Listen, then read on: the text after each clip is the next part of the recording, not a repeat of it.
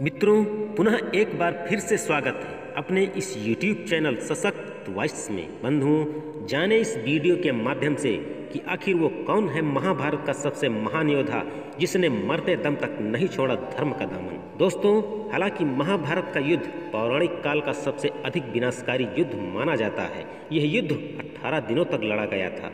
इस युद्ध में पांडव पक्ष की विजय हुई थी। ये बात हर किसी को भली भांति पता है कि श्री कृष्ण की नारायणी सेना कौरव के पक्ष से युद्ध लड़ा था और भगवान श्री कृष्ण जी पांडव की ओर से युद्ध में भाग लिया था। लेकिन भगवान श्री कृष्ण इस युद्ध में अस्त्र शस्त्र का उपयोग नहीं किया, बल्कि अर्जुन के रथ चालक ही बने रहे। महाभारत के युद्ध में अनेकों योद्धाओं का जिक्र किया जाता है, जैसे धर्मराज युधिष्ठिर, भीम, दुर्योधन और भीष्म पितामह आदि कई वीर योद्धाओं के साहस का पता चलता है। लेकिन इन सभी योद्धाओं में से कौन है वो सबसे महान योद्धा जिसने मरते दम तक कभी धर्म का साथ नहीं छोड़ा? दोस्तों, मरते दम तक धर्म का साथ न छोड़ने वाले उस महान योद्धा का नाम है सूर्यपुत्र दानवीर कर्ण। जी हाँ, कर्ण को महाभारत के युद्ध का सबसे अधिक सर्वश्रेष्ठ और महान योद्धा माना जाता है, जिसके बारे में स्वयं भगवान श्री कृष्ण ने यह कहा है कि कर्ण से बड़ा कोई दानी और युद्ध करने वाला कोई योद्धा नहीं है। कर्ण की युद्ध कला और धनुर्विद्या अर्जुन के समान ही थी। दोस्तों, आज इस वीडियो के माध्यम से आप जानेंगे कि आखिर कर्ण को महाभारत युद्ध का सर्वश्रेष्ठ योद्धा क्यों कहा जाता है। दोस्तों,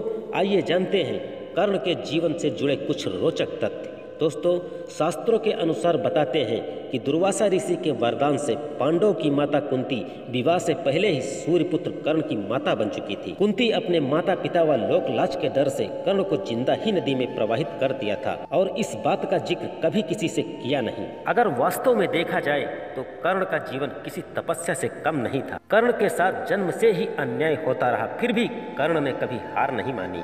कर्ण अपनी शिक्षा हेतु जब गुरु द्रोणाचार्य के पास गए तो गुरु द्रोणाचार्य ने उन्हें साफ मना कर दिया कि मैं तो सिर्फ क्षत्रियों को ही शिक्षा देते हैं। कर्ण धनुर्विद्या सीखना चाहते थे। उन्हें पता चला कि भगवान परशुराम जी के पास भी धनुर्विद्या सीखी जा सकती है, लेकिन वो भी सिर्फ क्षत्रियों को ही शिक्षा देते थे। तो कर्ण वहाँ ब्राह्मण वेश में ही पहुंचे और शिक्षा ग्रहण करने लगते हैं। एक दिन भगवान परशुराम अभ्यास के दौरान थक गए और अपने शिष्य के गोद में सिर रखकर आराम करने लगे। तभी एक बिच्छू कहीं से आकर कर्ण की जांघ पर डंक मारने लगता है। दर्द तो बहुत हो रहा था, परंतु कर्ण ने पैर हिलाया तक नहीं कि कहीं गुरु जी की नींद न टूट जाए। कुछ देर बाद जब भगवान परशुराम जी की नींद खुली तो उन्होंने देखा कि कर्ण की जांघ से खून बह रहा है। यह नजारा देखकर भगवान परशुराम जी समझ गए कि कर्ण ब्राह्मण नहीं है, क्योंकि इतनी सहनशीलता सिर्फ क्षत्रियों में ही हो सकती है। इस पर भगवान परशुराम जी क्रोधित होकर बोले, कौन हो तुम? जब तक कर्ण कुछ बोल पाते परशुराम जी ने उन्हें श्राप दे दिया कि युद्ध में जरूरत के समय कर्ण तुम मेरे द्वारा दी हुई विद्याएं और मंत्र भूल जाओगे। भगवान परशुराम का श्राप ही कर्ण की मृत्यु का कारण बनता है। महाभारत युद्ध में अकेले कर्ण ने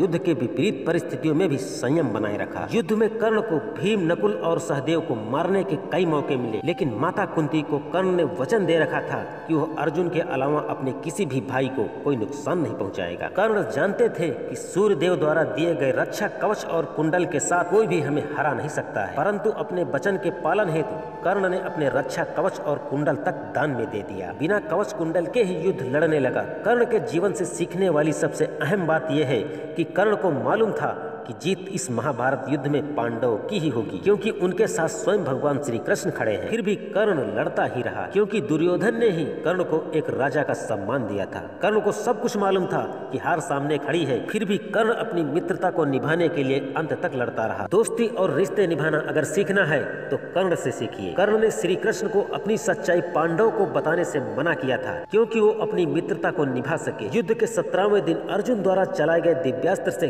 कर्ण को वीरगति प्राप्त हुई। दोस्तों, वीडियो के अंत में सिर्फ यही कहना चाहता हूँ कि हो सके तो जीवन में ऐसे ही दो मित्र बनाना। पहला भगवान श्री कृष्ण जैसे, जो बिना लड़े फिर भी आपकी जीत पक्की कर दे, और दूसरा कर्ण जैसे, जिसे यह मालूम हो कि हार सामने खड़ी है लेकिन फिर भी आपका साथ न छोड़े। दोस्तों, आशा करता हूँ कि आज का यह ज्ञानवर्धक प्रसंग आपको पसंद जरूर आया होगा, और यदि वीडियो पसंद आया हो तो वीडियो को लाइक करते हुए चैनल को भी सब्सक्राइब अवश्य कर लीजिएगा। धन्यवाद।